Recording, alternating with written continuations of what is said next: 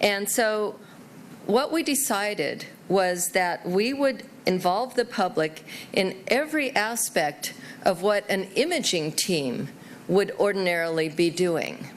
And so my first exhibit here is an image processed by one of our amateur community.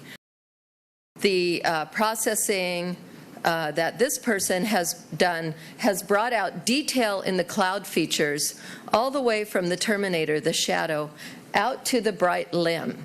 And that's actually pretty tricky to do. But in order to go a step further and help us really appreciate these features in the atmosphere, he helpfully put boxes around them and enlarged them. And so to really draw all of our eyes to these wonderful sort of pinwheel-shaped storms, we also have people jumping in to help us with the science analysis. And so these are all JunoCam pictures, but they've been labeled with features that have been followed from the ground over the years. We're seeing for the first time the 3D effects of Jupiter's atmosphere. And I can show that to you.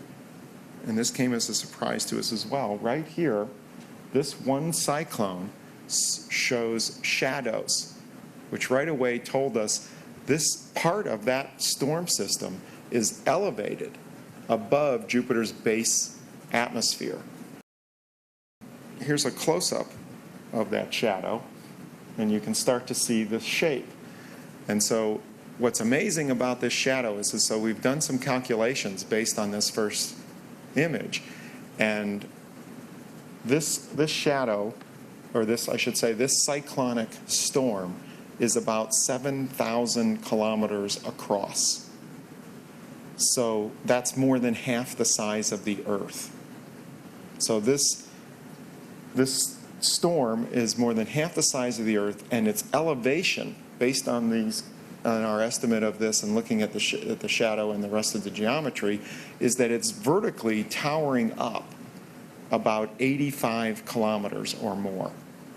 And so you can imagine the kind of atmosphere you're dealing with if you were at Jupiter and you're flying a plane through it, or unlucky enough to be in a balloon, and you're looking at a thunderstorm or a tornado that is half the size of the Earth and 100 kilometers tall.